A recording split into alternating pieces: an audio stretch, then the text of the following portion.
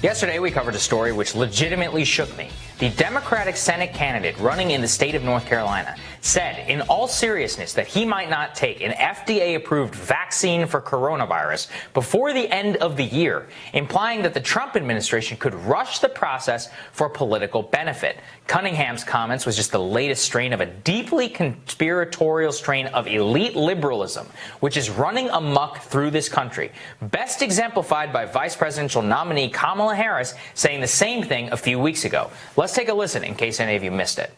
I will say that I would not trust Donald Trump, and it would have to be a credible source of information that talks about the efficacy and the reliability of whatever he's talking about. I will not take his word for it. He wants us to inject bleach.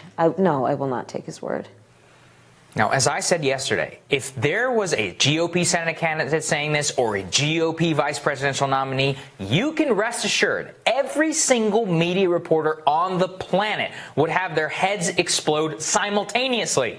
Brian Stelter would do a special report. Rachel Maddow would break into special coverage. But that's not what happened. Instead, the high church of elite liberals came right to Cunningham's defense. And instead, we saw the opposite. Brian Butler, the editor-in-chief of Pod Save America Bros outlet Crooked Media, immediately defended Cunningham, saying, quote, "Journalists have a straight-up choice to make: falsely portray people who say they would not blindly trust a Trump October surprise vaccine as anti-vax cranks, or truthfully portray Trump as seeking to intervene in the vaccine approval process to boost his election odds." And as of this writing, I went ahead and checked. It was not covered negatively by either CNN or MSNBC. And to the extent it was covered at all in the mainstream media was this gem from the Washington Post about how the real villains of the coronavirus vaccine are actually the Republican base, who polling shows say are skeptical of taking a vaccine. Now, Cunningham and Kamala Harris's comments come at a complete and create a strange horseshoe theory of politics in which anti-vax, anti-government kooks on the right find themselves in near lockstep with elite liberals with such extreme Trump derangement that they're actively campaigning against public health in the middle of a pandemic.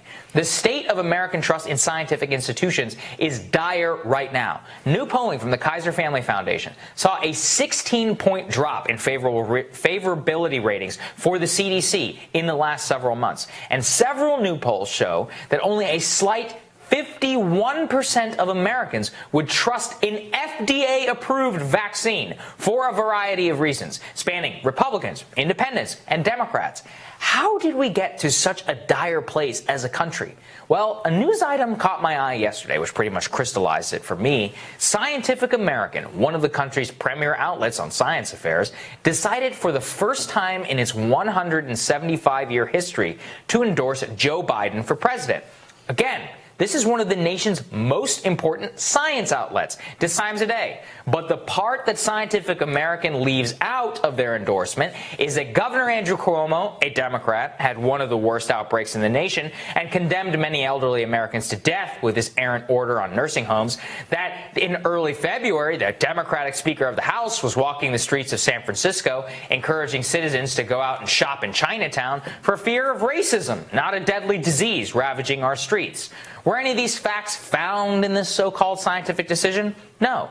Scientific America's decision to pursue this endorsement underscores an element of a leftist anti-science which has pervaded coverage this entire pandemic. When lockdown protesters took to the streets, asking that somebody take their livelihood and attempts to provide for their families seriously, they were scoffed at, derided as disgusting bigots that are putting their elderly grandmas at risk. But then lo and behold, the George Floyd protests erupt across this country. All of a sudden, every public health expert in America is on MSNBC saying, actually, protests are all good, folks, because racism kills more people than coronavirus. That's not science. It's politics. Worse, it's woke politics, perpetuated by the college industrial complex, which is rampaging unchecked throughout our scientific institutions.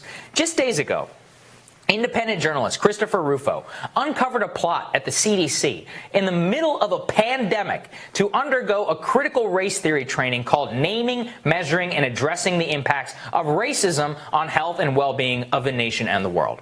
In other words, a college graduate seminar based on pseudoscience. This course would have ended up encouraging CDC employees to join, quote, anti-racism collaboratives with 8 collective action teams and join campaigns to make scientific publications anti-racist so they can influence policy and legislation. Again, this is what the CDC is focused on and spending a lot of money on in the middle of a goddamn pandemic where we do not have a vaccine. Is it any wonder Americans don't trust them? This underscores the point I want to get across.